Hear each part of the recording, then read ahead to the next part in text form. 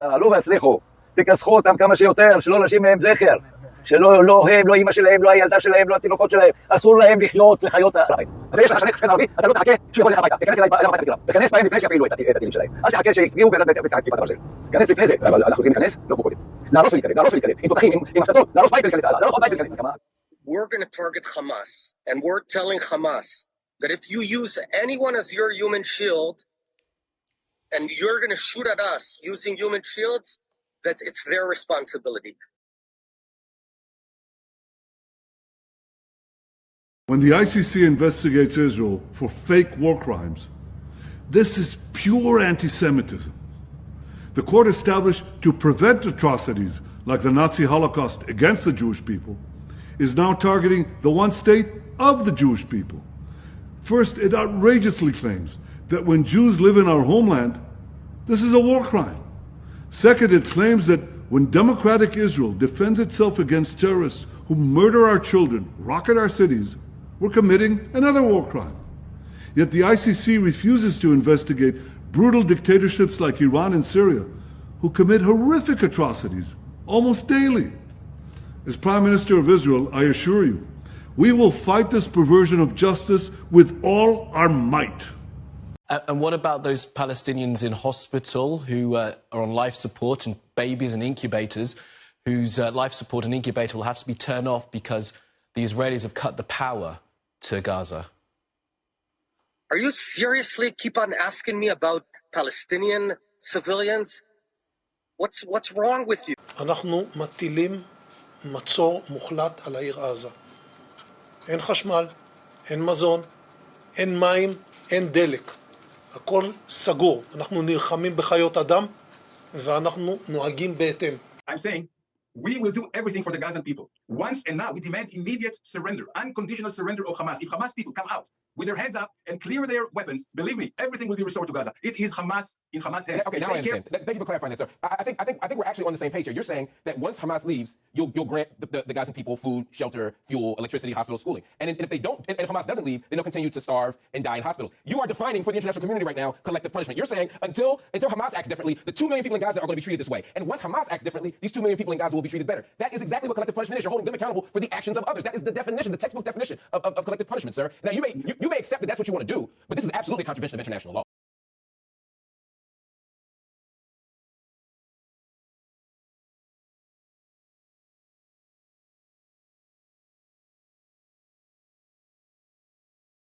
So listen, shame on you if you go on with that false narrative. We're not talking about that. And in hindsight, many people have listened.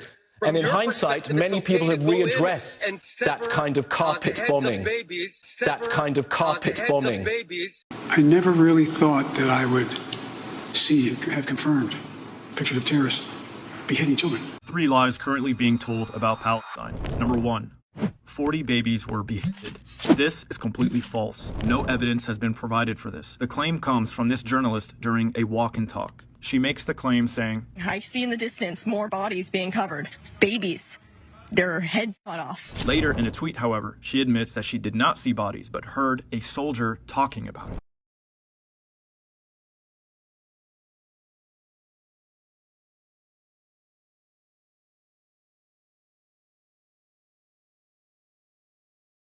It is the best $3 billion investment we make. Whether or not in Israel, the United States of America would have to invent an Israel to protect her interest in the region. That Israel is the single greatest strength America has in the Middle East. I say, when I was a young senator, I say, if I were a Jew, I'd be a Zionist. I am a Zionist. You don't have to be a Jew to be a Zionist. 150 people were killed at a concert. False. The only videos we have seen are people running away from the concert. There isn't a single video or photo suggesting that 250 people were killed at a concert, or that a mass shooting took place. What we do have, however, are interviews of Israelis claiming that Palestinian resistance fighters were actually kind to them, merciful to them. So why are they lying? It's called atrocity propaganda. They lie about atrocities in order to incite emotions, hatred, and violence. Why? Because they are the ones planning to commit atrocities themselves. To do this, they need to convince you that Palestinians are barbaric animals that rape, torture, and behead babies. Have you seen this video? Inside, we found 8 babies burnt in this corner. An Israeli soldier conducts an interview in front of a destroyed home of a kibbutz. He says Hamas fighters burned babies and then beheaded them, but this is all a lie, and I'm going to prove it to you using Israeli media. Yes, that is right, Israeli media. But first, let's ask an important question. How did the concrete walls of this home behind the soldier turn into rubble? Fires burn wood and other flammable items. They do not collapse concrete structures like this. Children in the same room, and someone come and kills them all. 15 girls and teenagers. They put in the same room, 300 grenades, and it's over. This is a massacre. Now, the Israelis want you to believe that Hamas fighters did this, but we know that they were only armed with machine guns and small grenade launchers. That doesn't cause this level of damage. So then how did they destroy concrete homes like this? The answer is they didn't. The Israelis did. What? That is shocking. But why? And how would the Israelis do that? Well, Israeli media has all the answers. They interviewed the IDF soldiers who responded to the Hamas attack, and they learned something shocking. The IDF was struggling to handle the Hamas fighters. Yuval, or however you pronounce his name, a member of the security team from kibbutz Be'eri, set up a hotline to coordinate between kibbutz residents and the Israeli army. He told the Israeli newspaper Haaretz that as desperation began to set in, the commanders in the field made difficult decisions, including shelling houses on their occupants in order to eliminate the terrorists along with the hostages. These reports indicate that orders came down from the military's high command to attack homes and other areas inside Israel, even at the cost of many Israeli lives. According to Haaretz, the army was only able to restore control over Be'eri after admittedly shelling the homes of Israelis who had been taken captive. The price was terrible. At least 112 residents were killed, according to the paper. Others were kidnapped. Now, much of the shelling in Be'eri was carried out by Israeli tank crews, as a reporter for the Israeli Foreign Ministry-sponsored outlet I-24 noted during a visit to Be'eri. Small and quaint homes bombarded or destroyed. Children's toys lying around, well-maintained lawns of grass ripped up by the tracks of an armored vehicle. Perhaps a tank. In other words, the IDF, in an act of desperation, decided to just kill everyone, including hostages. This is their words, not mine. In fact, Yasmin Porat, an attendee of the Nova Music Festival, who fled into the kibbutz, told Israeli radio that when Israeli special forces arrived during a hostage standoff, they, quote, eliminated everyone, including the hostages, because there was very, very heavy crossfire. She goes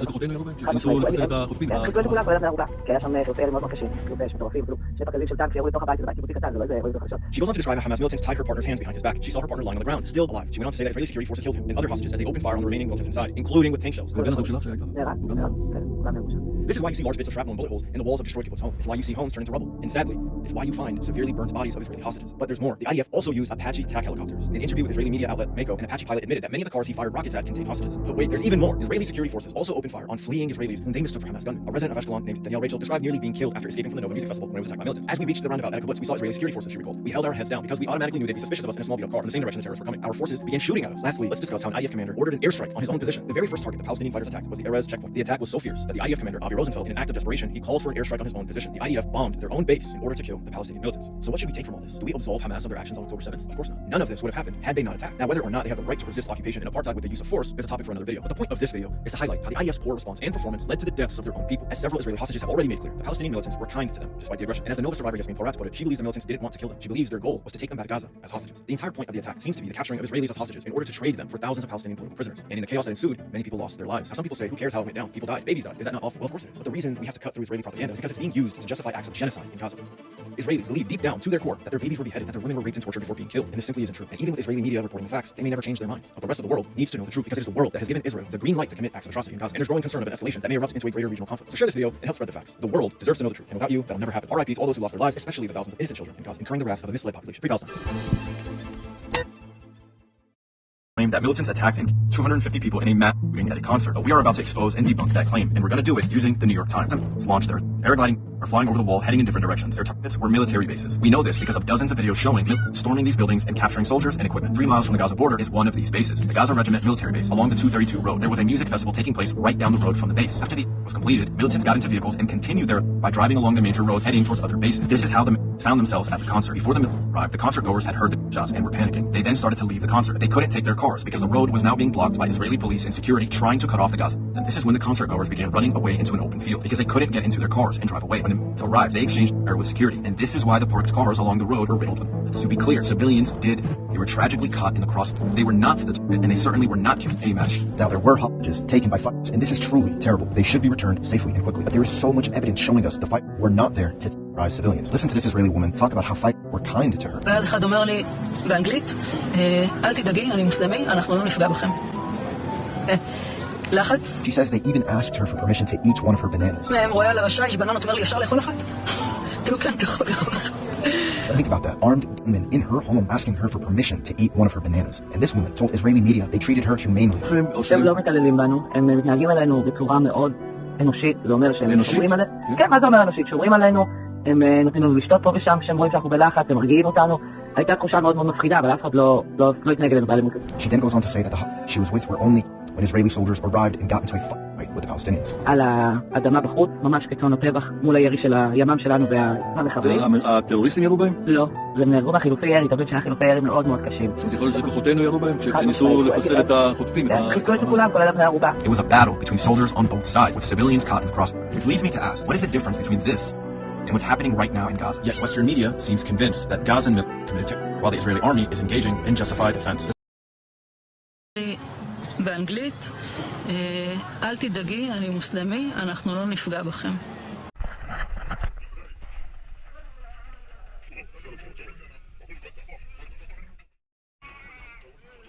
انظروا الرحمة في قلوبنا وهم الأطفال لم نكن كما تفعلون. درينك يلا سي بسم الله يلا درينك.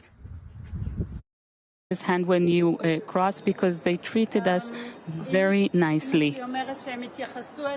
My mom is saying that they were very delicate and gentle with them and took care of all their needs.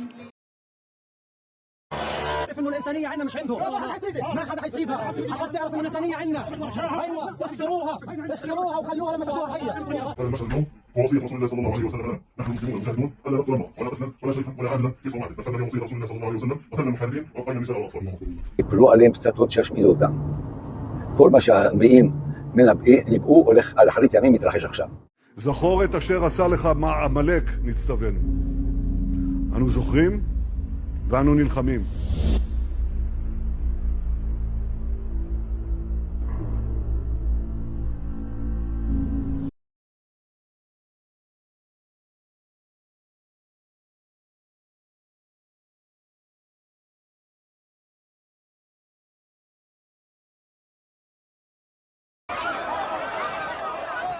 And even the pallbearers had to retreat, as police kicked and beat them with batons, and the coffin slipped to the ground.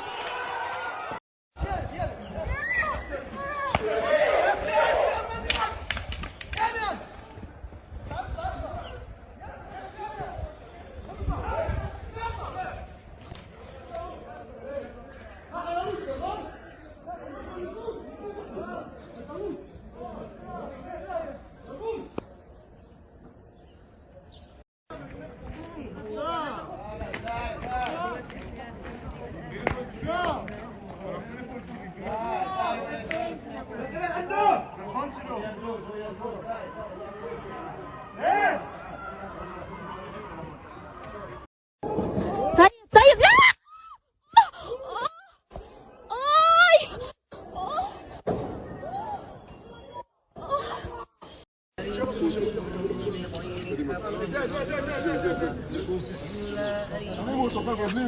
תרימו שני אנשים להוביל אותו יפה.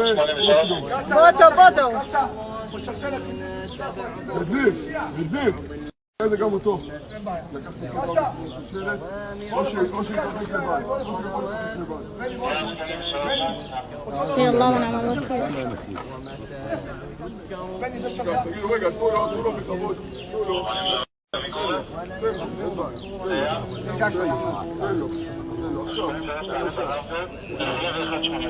תן לו, אם הוא מסתדר את זה.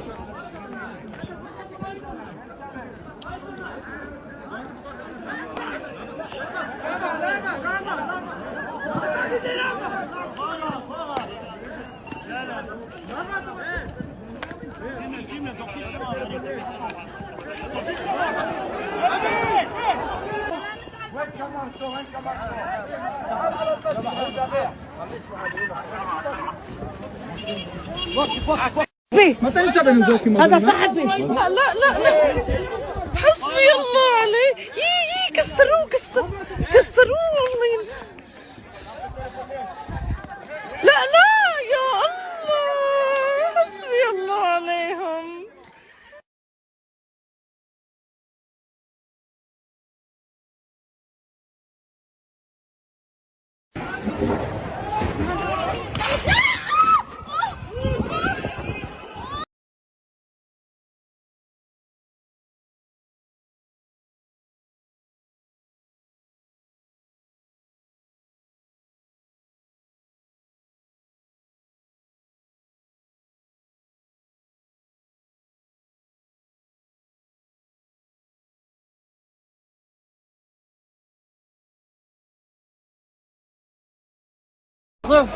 بجوار مسجد أبو ذر الغفاري في منطقة المشروع هروب المصلين الآن.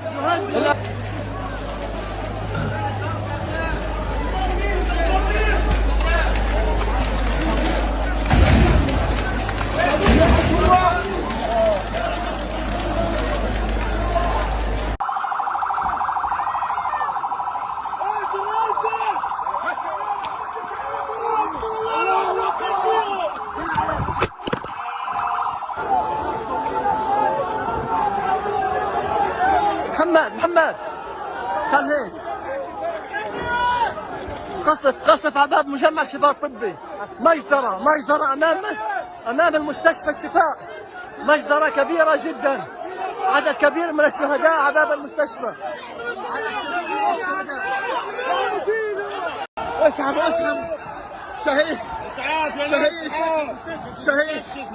شهيد اللي عاش في قلب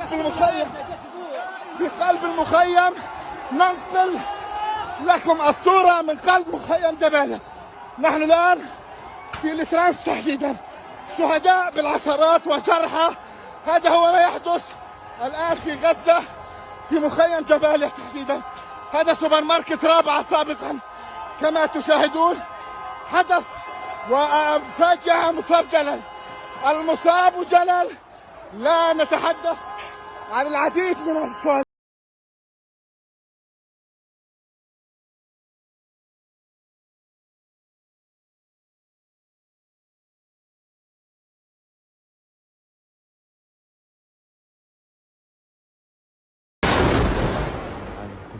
يركز في هاي الكلمات من أهل غزة. يا الله يا الله يا الله. أخت الصغيرة منها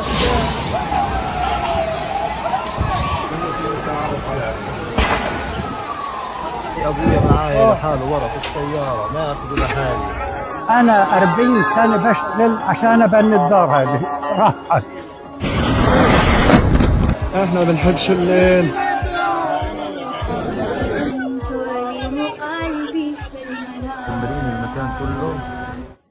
هي الشهداء في كل مكان، المرأة شهيدة، الشهداء في كل مكان، الشهداء في كل مكان.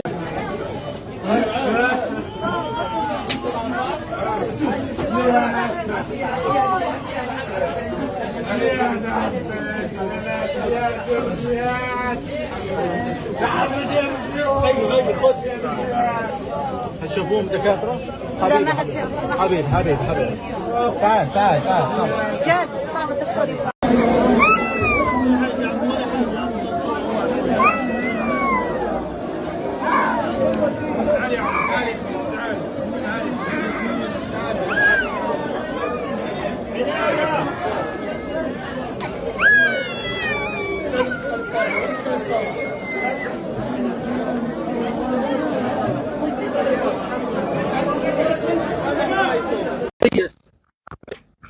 طيب يعني هذا طفل، ما دام هذه الأطفال تحرق هكذا، مين في كل دول العالم برضى ابنه يكون فيه هيك؟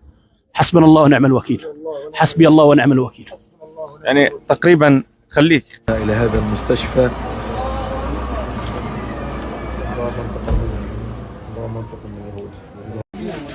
10 أطفال يا جماعة شهداء الآن.